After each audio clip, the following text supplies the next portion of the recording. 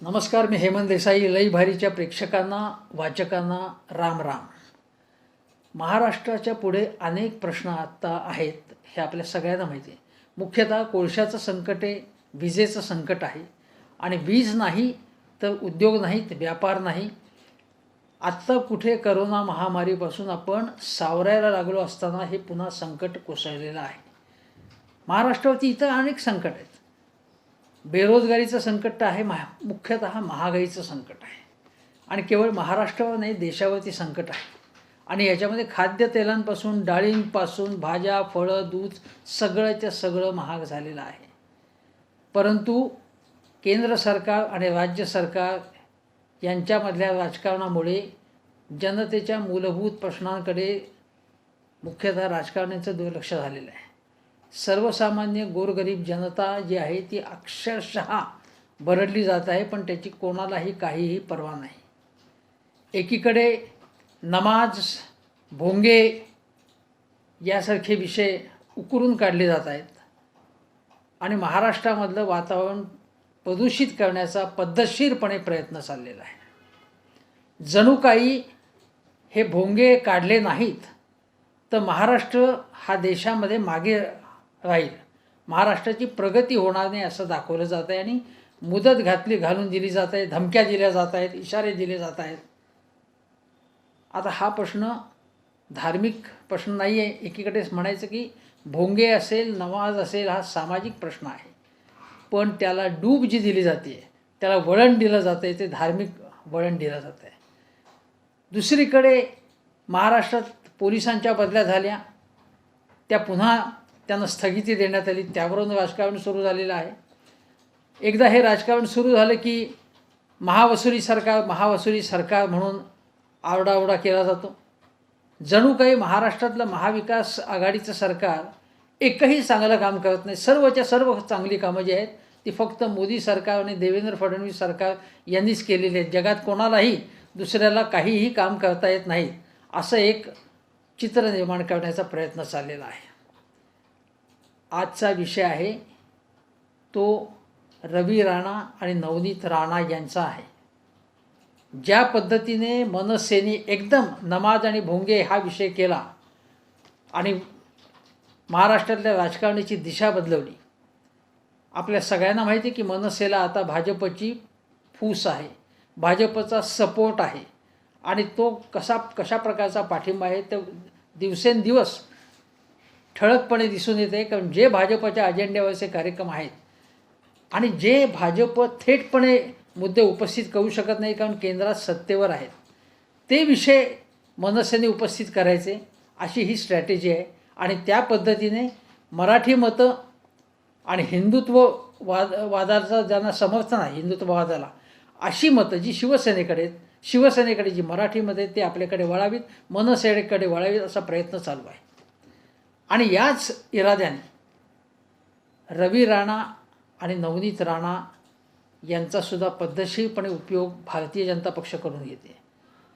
नवनीत राणा या अमरावतीमधून लोकसभेवरून ज्या निवडून आल्या, त्या ठिकाणी आनंद अडसूळ जे शिवसेनेचे मोठे नेते, ज्यांच्या मागे ईडी लागली, त्यानंतर ते आजारी पडले, हॉस्पिटलमध्ये त्यांना जायला लागलं, ते आनंदराव अडसूळ जे मोठे नेते आहेत, कामगार क्षेत्रातही त्यांचं काम आहे, पण त्यांच्या मागे ईडी लावण्यात आली किंवा त्यांचेही काही उद्योग असतील माहीत नाही आपल्याला, पण ईडी त्यांच्या मागे लागली. आणि आनंद अडसूळ यांनी नवनीत राणा यांच्या जात प्रमाणपत्राबद्दल गंभीर आक्षेप नोंदवले होते. जर नवनीत राणा यांची निवडणूक रद्दबातल झाली असती तर काय झालं असतं? आता हा मुद्दा माहीत नाही मला की जात प्रमाणपत्राचा मुद्दा किती रेटला जातो आहे, किती लोंबकळत पडला आहे, पण तो गंभीर मुद्दा आहे. मी लोकसभेच्या साईटवरनं बघितलं, नवनीत राणा या प्रसिद्ध अभिनेत्री आहेत. तामिळी चित्रपट, हिंदी चित्रपट, अन्य अनेक भाषेतल्या चित्रपटामध्ये त्यांनी काम केलं आहे आणि त्यांचं काही सामाजिक कामसुद्धा आहे असं म्हणतात. त्यांनी त्यांच्या क्रीडा क्षेत्रातसुद्धा त्यांना रस आहे असंही मी ऐकलं आहे. आणि त्या खूप बोलतात, लोकसभेमध्ये सुद्धा बोलतात. कशा प्रकारे बोलतात तो भाग वेगळा, त्यामध्ये कंटेंट किती असतो हा भाग वेगळा, पण त्या बोलतात. त्यांचे जे यजमान आहेत रवी राणा हे आमदार आहेत. या दोघांनाही भारतीय जनता पक्षाचं समर्थन आहे. का समर्थन आहे तर आनंदराव अडसूळ यांच्या विरोधात अपक्ष म्हणून उभ्या होत्या नवनीत राणा, पण आनंदराव अडसूळ हे शिवसेनेचे आहेत आणि त्यावेळी नवनीत राणा यांना राष्ट्रवादी काँग्रेसचा सपोर्ट होता. ज्यावेळी त्यांना पाठिंबा होता राष्ट्रवादी काँग्रेसचा, आणि आता तर त्या महाविकास आघाडीच्या नावाने खडे फोडत आहेत. याचं कारण असं आहे की नवनीत राणा यांना शिवसेनेचीच पुढच्या वेळी सुद्धा लढायचं आहे. आत्तासुद्धा त्या शिवसेनेशी लढत आहेत. त्यामुळे शिवसेना काँग्रेस आणि राष्ट्रवादीपेक्षा शिवसेना कशी वाईट आहे हे दाखवण्याचा त्यांचा प्रयत्न आहे. आणि जर शिवसेना आणि भारतीय जनता पक्ष एकत्र असते तर हा प्रश्नच उद्भवला नसताच उद्भवला. आता मात्र त्या काय म्हणत आहेत की हे महाविकास आघाडी सरकार कसं बोगस सरकार आहे, कसं काहीही काम करत नाही, नाकाम सरकार आहे असं म्हणत आहेत. आणि त्यांनी आत्ता इश्यू काय केला आहे की मी हनुमान जयंतीला आम्ही हनुमान चालिसा म्हटलं आणि उद्धव ठाकरे यांनी मातोश्रीवरती हनुमान चालिसा म्हटला पाहिजे असं त्यांनी सांगितलं. त्यांनी आग्रह धरला, म्हटलंच पाहिजे. आणि त्यांनी म्हटलं नाही तर आम्ही तिथे म्हणायला येऊ हनुमान चालिसा. आता हे गेल्या वर्षी त्या म्हणायला नव्हत्या, त्याच्या अगोदरच्या वर्षात म्हणायला नव्हत्या. हनुमान चालिसा, हनुमान स्तोत्र याची आठवण त्यांना तेव्हा झाली होती की नाही मला माहीत नाही. पण उद्धव ठाकरे यांनी घरात पाढे म्हणायचे किंवा पाढे म्हणायचे नाहीत, रामरक्षा म्हणायची का म्हणायची नाही, अन्य कुठलीही स्तोत्र म्हणायची का म्हणायची नाही, अथर्वशीर्ष म्हणायचे की म्हणायचं नाही. तुम्ही कोण सांगणार त्यांनी काय म्हणायचं ते? तुम्हाला कुठला अधिकार पोचतो? पण त्यांनी हा प्रचाराचा मुद्दा केला. आणि शिवसैनिक जे आहेत ते ज्यांची मातोश्री किंवा उद्धव ठाकरे, बाळासाहेब ठाकरे यांच्यावरती भक्ती आहे, ते उसळून उठतात की आपल्या नेत्यावरती जेव्हा अशा प्रकारचा शाब्दिक हल्ला असेल किंवा कुठल्याही प्रकारचा अटॅक झाला की ते लगेच चवताळून उठतात. आणि त्याप्रमाणे ते चवताळून उठले आणि म्हणाले की येऊन तर दाखवा. म्हणजे शिवसैनिकांची भाषा आपल्याला माहिती आहे पूर्वीची. असं कोणी आव्हान दिलं तर या तंगडीच मोडतो, आम्ही ठाकरी भाषेत बोलतो, आम्ही शिवसेना स्टाईल धडा शिकू. जसं मनसे स्टाईल धडा शिकवण आहे तसं शिवसेनेची परिभाषा आहे, शिवसेनेची शैली आहे, आक्रमक शैली आहे. पण माझ्या मते शिवसेना आणि शिवसैनिक ही चूक करत आहेत. जेवढा तुम्ही विरोध कराल तेवढा तो माणूस मोठा होतो. आज सत्तेवर कोण आहेत? उद्धव ठाकरे यांच्या नेतृत्वाखालील सरकार आहे. अशावेळी शिवसेना आणि शिवसैनिकांना जपून वागावं लागेल. कारण मुद्दामून तुम्हाला प्रक्षुब्ध करण्यासाठी, चिडवण्यासाठी, डिवचण्यासाठी विरोधी पक्ष प्रयत्न करणार. तुम्ही जेवढे तुम्ही कायदा हातात घेतला उद्या तर हे सरकार बरखास्त करण्यासाठी एक निमित्त शोधतच आहे. आपल्याला आठवत असेल की नारायण राणे म्हणाले की मी त्या ठिकाणी असतो, म्हणजे त्या ठिकाणी जिथे उद्धव ठाकरे होते, आणि उद्धव ठाकरे जर असं बोलले असते माझ्या समक्ष तर मी एक ठेवून दिली असते ते, असं ते म्हणाले. असं ते म्हणाल्याबरोबर संपूर्ण शिवसैनिक चिडून उठला, पेटून उठला. वरुण सरदेसाई यांच्या नेतृत्वाखाली तो नारायण राणे यांच्या जुहूच्या जो काय वादग्रस्त बंगला आहे किंवा इमारत आहे तिथे आला आणि वरुण सरदेसाई तर म्हणाले की आम्ही आलो इथे, अंगात दम असेल तर समोर या. अशा प्रकारची आव्हानाची भाषा त्यांनी दाखवली आणि त्यामुळे शिवसैनिक एकदम चार्जअप झाला. शिवसेनेची पद्धत म्हणा, शिवसेनेला वैचारिक वगैरे गोष्टी भाषा त्यांच्या प्रकृतीला मानवत नाहीत. त्यांना दोन हात करण्याची त्यांना सवय, आणि त्यामुळे त्यांनी राणा दाम्पत्याला हे आव्हान दिलं. आणि मग हे दोघं संधी शोधत होते. एवढी प्रसिद्धीची संधी केव्हा मिळणार? असं जर मुख्यमंत्र्यांना तुम्ही आव्हान दिलं, असं जर वादग्रस्त बोललं तर टेलिव्हिजन चॅनलवाले शोधातच असतात अशा गरमागरम बातम्यांसाठी. आणि अशा वादग्रस्त वक्तव्य केलं तर त्याच्यात बातम्या येतात. लोकांच्या समस्या, लोकांचे प्रश्न घेऊन बातम्या करायचे दिवस संपले आता. काय गरज आहे तिची? त्याच्यामुळे TRP थोडाच मिळतो. उलट यांचे जी विचार मौक्तिके म्हणतो आपण, विचारांचे मोती यांच्या तोंडातून जे बाहेर पडत आहेत ते ऐकायला जणू सगळी महाराष्ट्रातली जनता अगदी कानाच्या पाळ्या पुढे करून सिद्ध झालेली आहे. असं टेलिव्हिजन चॅनेलवाल्यांना वाटत असावं. इतकं लाईव्ह प्रक्षेपण या दोघांचं चालू आहे. आत्ता मी थोडा वेळ ते लाईव्ह प्रक्षेपण पाहिलं. मूळ विषय मी वेगळा करणार होतो, तो होता पोलिसांच्या बदल्यांचा. पण मी विषय बदलला. म्हणलं महाराष्ट्रामधला हा महत्त्वाचा विषय हाच आहे. हीच ती वेळ हा विषय करण्याची, या विषयावरती बोलण्याची.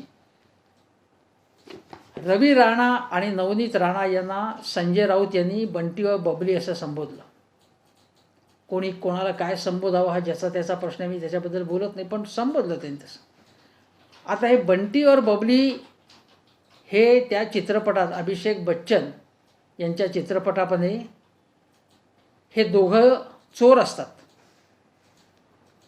आता संजय राऊतांना कदाचित तशा पद्धतीने म्हणायचं नसेल, पण लोकांना टोप्या घालणं, लोकांना गंडवणं, अशा पद्धतीने बंटी और बबली आणि पुढे प्रत्यक्ष वास्तव जीवनामध्ये सुद्धा असे बंटी व बबली ज्यांनी लोकांना आम्ही हेराफेरी करणं, टोप्या घालणं, खोटं बोलणं, थापा मारणं, अशा प्रकारच्या जोड्या प्रत्यक्ष चोरांच्या काही ठिकाणी सापडलेल्या आहेत. त्या बातम्याही आलेल्या आहेत. पण इथे बंटी व बबली त्यांनी राणा दाम्पत्याला म्हटलं. आता संजय राऊत असंही म्हणाले की भारतीय जनता पक्षाला हिंदुत्वाचं मार्केटिंग करायला लागतं. आम्हाला ते मार्केटिंग करायला लागत नाही, कारण आम्ही हिंदुत्व आहे आमच्या थोडक्यामध्ये, आमच्या नसानसात आहे, आमच्या रक्तात आहे, असं संजय राऊतांना म्हणायचं. आणि हे कोण सांगणार हिंदुत्वाबद्दल? संजय राऊत जे म्हणाले की हिंदुत्वाबद्दल यांनी काय शिकवायचं, खरं कळचं आहे. कोण आहेत नवनीत राणा आणि रवी राणा, ज्यांनी टेलिव्हिजनची एवढी स्पेस बळकावलेली आहे? केवळ मातोश्रीला आव्हान दिलं म्हणून? केवळ भाजपचं त्यांना सपोर्ट आहे म्हणून? त्यांना एवढी ताकद कुठून मिळाली की महाराष्ट्रभरातनं म्हणे आमचे समर्थक तिकडे येणार आहेत जणू, आणि मग आम्ही कसा गनिमी कावा करून ट्रेनच्या ऐवजी विमानाने मुंबईत आलो, जणू काही फार मोठं काम, महान काम करण्यासाठी ते इथे आलेले होते. महाराष्ट्रात त्यांचे जणू काही सगळीकडे सपोर्ट असेल. कोण ओळखते यांना? कोण आहेत ते? काय केले त्याने आत्तापर्यंत? काय भंपकपणा चालला आहे हा? चॅनेलवाल्यांनी कोणाला किती महत्त्व द्यावं याचं काहीतरी विवेक आहे की नाही?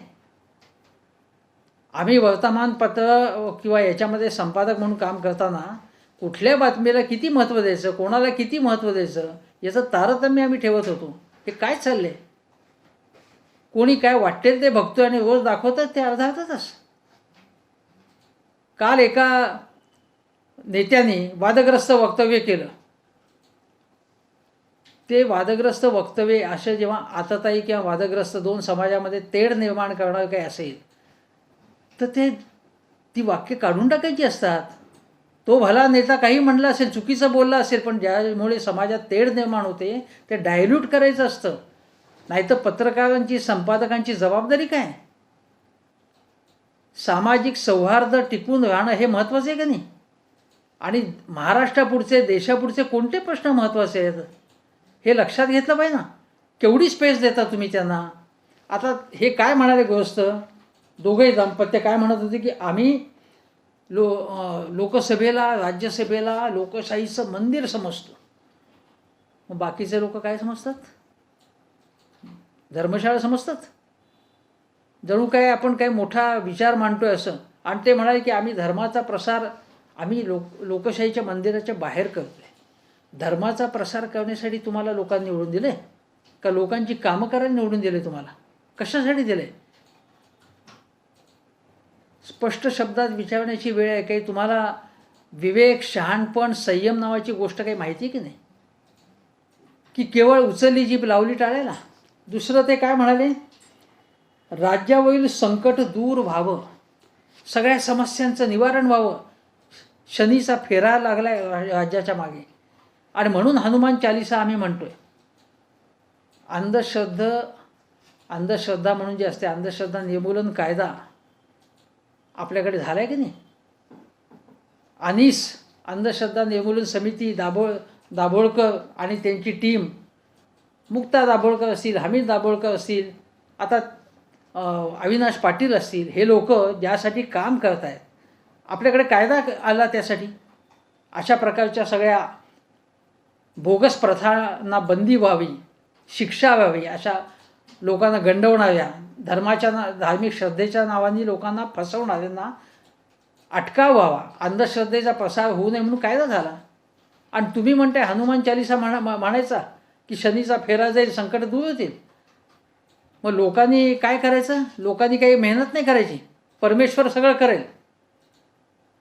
हे अंधश्रद्धा प्रसार करण्यासाठी म्हणून तुम्हाला निवडून दिले का? वास्तविक एखाद्या माणसाने केस करायला पाहिजे यांच्यावर, या मुद्द्यावरती. अंधश्रद्धेचा प्रसार करतायत हे लोक, आणि ही अतिशय गंभीर गोष्ट आहे माझ्या मते. ते असं म्हणाले की उद्धव ठाकरे हिंदुत्व विसरलेले आहेत. काय विसरलेत हिंदुत्व उद्धव ठाकरे? मी काय केलं पाहिजे? भारतीय जनता पक्षाशी सलगी केली, त्यांच्याबरोबर सरकारमध्ये असलो तरच हिंदुत्व त्यांचं असतं. आणि भाजप हा काय हिंदुत्वाचा होलसेल ठेकेदार आहे का? काय बोलताय तुम्ही? आणि उद्धव ठाकरे यांनी हिंदुत्व स्वीकारावं का सेक्युलरिझम करावं, तुम्ही कोण सांगणार? तुम्हाला काय करायचं ते करा ना. तुम्ही रोज अयोध्येत डेरा डालून तिथे काय करायचं ते करा, तुम्ही पूजा अर्चा करत बसा. तुम्ही इतरांना सल्ले देऊ नका तुम्ही. दुसरी गोष्ट, ते असं म्हणाले की बाळासाहेब आमच्या हृदयात आहेत, मातोश्री हे आमचं श्रद्धास्थान आहे. बाळासाहेब तुमच्या हृदयात आहेत याचा आम्हाला काय, म्हणजे आम्हाला कसं काय कळणार तुमच्या हृदयात आहेत का? आणि अचानक तुमच्या हृदयात आहेत, काय संबंध बाळासाहेब ठाकरे यांचा तुमचा? तुमच्या हृदयात आहेत हे सिद्ध करणारा काय पुरावा आहे? आत्तापर्यंत बाळासाहेबांची जी काय आयडिओलॉजी होती, तुम्ही आहात अपक्ष, शिवसेनेचा काय तुमचा संबंध? आणि बाळासाहेबांचे जे काही विचार होते आणि तुमचे विचार वेगळे असणार. बाळासाहेब हृदयात आहेत तुमच्या. हा शुद्ध ढोंगीपणा, खोटारडेपणा आहे आणि लोकांना पूर्णपणे फसवणं आहे. ते असं म्हणाले की उद्धव ठाकरे हा बिनकामाचा पगार घेत आहेत, 2 वर्ष घरी बसलेत. मुख्यमंत्र्यांबद्दल अशा प्रकारची अचाट विधानं करताना थोडासा विचार केला पाहिजे. अशा प्रकारचं जर विधान कुठल्याही नेत्याबद्दल केलं तर त्याचे समर्थक चिडणार. मुख्यमंत्र्यांना काय झालेलं होतं? मुख्यमंत्री आजारी होते ना, त्यांना ऑपरेशन करायला लागलं ना, त्याच्या अगोदर विश्रांती घेणं आवश्यक होतं. ऑपरेशननंतर डॉक्टरांनी सांगितलं होतं विश्रांती घ्यायला. विश्रांती न घेता ते बाहेर पडले असते आणि त्यांना काही झालं असतं तर तुम्हाला काहीच पडलं नव्हतं. त्यांच्या आरोग्याची काळजी घ्यायची की नाही? जो मुख्यमंत्री लोकांना करोनाच्या काळात काळजी घ्यायला सांगतो, त्यांनी करोना असो वा नसो स्वतःच्या आरोग्याची काळजी करायला नको? उद्या तुम्हाला जर काही झालं, तुम्ही बेड रिटर्न झाला, तर रोज तुम्ही टाणाटाणा उड्या मारत मंत्रालयात जायचं अशी अपेक्षा करायची किंवा लोकसभेत जा म्हणून अपेक्षा करायची? आजारी कोणीही पडू शकतं. डॉक्टर मनमोहन सिंग हे पंतप्रधान असताना बायपासचं ऑपरेशन झालं होतं त्यांचं. मग बायपासचं ऑपरेशन करू नका, रोज तुम्ही जा ऑफिसमध्ये असं तुम्ही म्हणाल? सर्वसामान्य माणूससुद्धा आजारपणात रजा घेतो की नाही? एखाद्या माणसाचा आजार वाढतो, तो विदाऊट पेसुद्धा रजा घेतो. स्पष्ट शब्दात सांगायचं म्हणजे एखाद्याच्या आरोग्याबद्दल, एखाद्याच्या व्यंगाबद्दल, म्हणजे उदाहरणार्थ आदित्य ठाकरे यांच्या आवाजाबद्दल नारायण राणे यांच्या कुलदीपिकांनी टिंगल करणं हे लांछनास्पद आहे. जे आमदार, खासदार, जे लोकप्रतिनिधी आहेत त्यांना एवढ्या बेसिक, ज्याला म्हणतो बेसिक संस्कृती आपली जे म्हटली सुसंस्कृतपणा, तोही नसेल तर धिक्कार असो अशा या लोकप्रतिनिधींचा, ज्यांनी आपली मूळ संस्कृती, विरोधी पक्षातला असेल ना का, तुम्ही टीका करा ना उद्धव ठाकरेंवर, या सरकारवरती आसूड ओढा, पण संयम पाहिजे, तुमचा विवेक पाहिजे, वाटेल ते बोलता कामा नये. तर दुसरी गोष्ट आहे की म्हणे शेतकरी संकटात आहे, त्यांना रोजगार नाही. शेतमजुरांची काय हालत आहे. आता शेतकरी हा संकटात देवेंद्र फडणवीसांचं सरकार असताना सुद्धा होता ना. आत्महत्या त्यावेळी जास्त वाढल्या होत्या ना. शेतकऱ्यांचा संप त्यांच्याच काळात झाला होता ना. कर्जमाफी हवी हवी म्हणून टाहो फोडत होता ना तो शेतकरी. फडणवीसांचं सरकार होतं ना तुमच्या लाडक्या. तेव्हा नव्हता शेतकरी संकटात. आणि काय संबंध तुमचा? आता नवनीत राणांनी दाखवले की त्या शेतकरी आहेत म्हणून. असतील बाबा शेतकरी, आता काय माहिती. रोज जाऊन उन्हात अनात राबत असतील शेतामध्ये, असतील बाबा. चांगलं माहिती, दोन्ही कामं ते करतायत. शेतकरी आहेत, लोकसभेत कामं करतायत, मातोश्रीबाब येत आहेत, शिवाय अभिनेत्री म्हणून काम करतात. खरोखरीच कौतुक वाटतं त्यांचं. म्हणजे हात जोडावेसे वाटतात. म्हणजे खरोखरीच कौतुकास्पद कामगिरी त्यांनी बजावलेली आहे. पण मला या निमित्ताने असं सांगायचं आहे की धर्माचा प्रचार करण्यासाठी, धार्मिक मुद्दे उपस्थित करण्यासाठी लोकप्रतिनिधींना लोकांनी निवडून दिलेलं नसतं. ज्या विदर्भ हा विकासात महाराष्ट्रात मागे आहे, ज्या विदर्भातल्या हे दोघे लोकप्रतिनिधी आहेत, ज्यांना संजय राऊत बंटी व बबली म्हणतात, ते तिथले आहेत. विदर्भाची प्रगती व्हावी, विदर्भात नवीन नवीन उद्योगधंदे यावेत, शेतकऱ्यांची स्थिती तुमच्या मतदारसंघातली सुधारावीत आणि तिथल्या नागरिकांची कामं व्हावीत, यासाठी प्रयत्न करण्याची जबाबदारी राणा दाम्पत्याची आहे, तशी इतर लोकप्रतिनिधींची आहे. मुंबईमध्ये येऊन मातोश्रीवरती आव्हानात्मक भाषा करून तणाव निर्माण करायचा जाणीवपूर्वक, हे चुकीचं आहे. पण इथे मी केवळ राणा दाम्पत्याला दोष देणार नाही. ते तर नेते म्हणून किंवा राजकारणात अतिशय चिल्लर आहेत, ते समजा म्हणणे क्षुल्लक आहेत. ते काहीही त्यांना महत्त्व देण्याचं कारण नाही विशेष. मग तुम्ही म्हणा, मग तुम्ही काय व्हिडिओ करता याच्यावरती? करायला लागतो, कारण हे मुद्दे मला सांगायचे आहेत. भंपक लोकांना मीडिया कसं महत्त्व देतो आहे, भंपक लोकांना, हे मला सांगायचं मुद्दाम. कशाला काय महत्त्व द्यायचं, किती महत्त्व द्यायचं, हे आपल्याला कळलं पाहिजे. आता यामध्ये सगळ्यात शेवटचा मुद्दा असा आहे की भारतीय जनता पक्ष आपली प्यादी उभी करतो आहे ठिकठिकाणी. जसे हे राणा दाम्पत्य आहे ना, आपण दुरून गंमत बघायची, आमचा काही संबंध नाही बाबा, ते बोलले तसं. समजा आता अडचण झाली, काही प्रश्न आला, तर आमचा काय संबंध. ज्याप्रमाणे एस टीच्या संपामध्ये गुणरत्न सदावर्ते यांना कोणी घुसवलं होतं? जयश्री पाटील यांनी अनिल देशमुखांच्या प्रकरणामध्ये कशी तक्रार नोंदवलेली होती आणि त्यांनाच अचानकपणे एस टी कामगारांचे नेते कोणी बनवलं? अर्णब गोस्वामीच्या मागे कोण होतं? कंगना राणावतच्या मागे कोण होतं? अशी अनेक प्यादी उभी करणं हे भारतीय जनता पक्षाचं तंत्र आहे. आपण मागे राहायचं, आपण लांब राहायचं. अण्णा हजारेंच्या वेळीसुद्धा तुम्हाला सांगतो, अण्णा हजारेंचं आंदोलन जंतर मंतरवर चालू होतं, तेव्हा भारतीय जनता पक्षाचं तिथे मैदानात जे सगळे एखादं आंदोलन असतं तेव्हा वेगवेगळ्या गोष्टी लागतात त्यासाठी.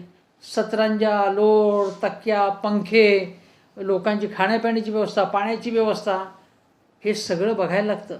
त्याला खर्च येतो, त्यासाठी माणसं लागतात. आणि हे भारतीय जनता पक्षाचे जवळचे लोक हे सगळे करत होते.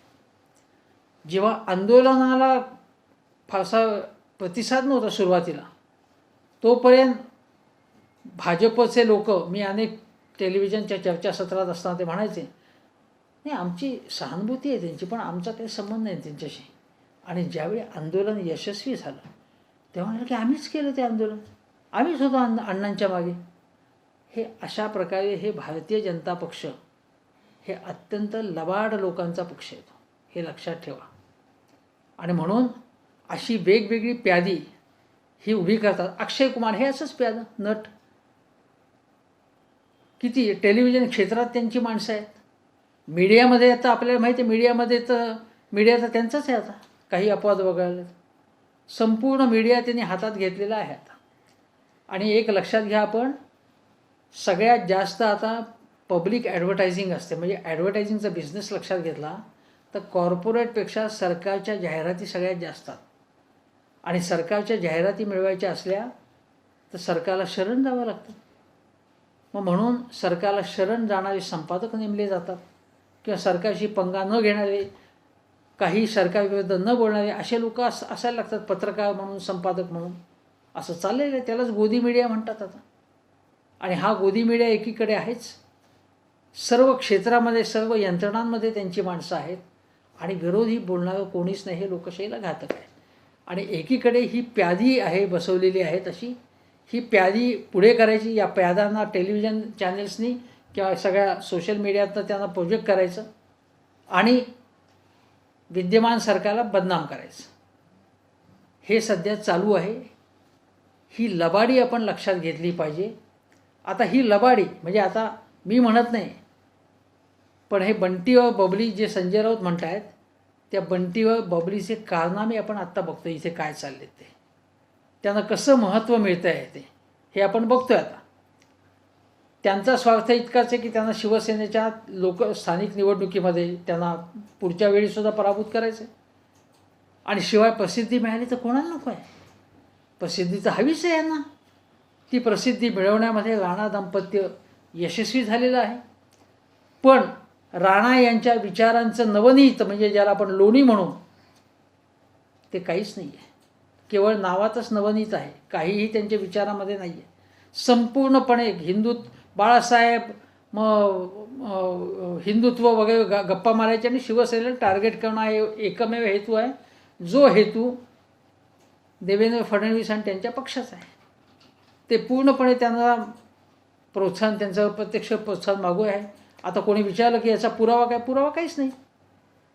पण कोणाच्या सांगण्यावरनं हा सगळा ड्रामा चालू आहे हे आपण सहजपणे लक्षात घेऊ शकतो. आणि हे लक्षात घेतलं, ज्या पद्धतीने शरद पवारांच्या घरावरती हल्ला घडवण्यात आला असा आरोप आहे, त्यासाठीच गुणरत्न सदावर्ते यांना अटक झाली. त्यांना अटक झाल्यानंतर त्यांना सपोर्ट करणारे जे लोक होते, मी तुम्हाला सांगितलं कोण, भाजपच्या सगळ्या शक्तींचं, भाजपच्या शक्तींचं त्यांना कसा पाठिंबा होता, ते कुठे दिसत आहेत का तुम्हाला आता सदावर्त्यांच्या आसपास? तिला असेल सोडून, आता जा तुम्ही तुमचं बघा म्हणून. असं हे चालू आहे, हे आपण लक्षात घेतलं पाहिजे हा खेळ.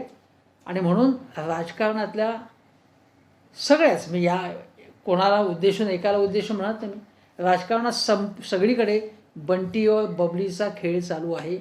या खेळापासून आपण सावध राहिलं पाहिजे. मी असं म्हणतो, मी कोणाची बाजू घेत नाही. महाविकास आघाडी सरकारवर टीका करण्याचे अनेक बिंदू आहेत, अनेक मुद्दे आहेत, टीका करा.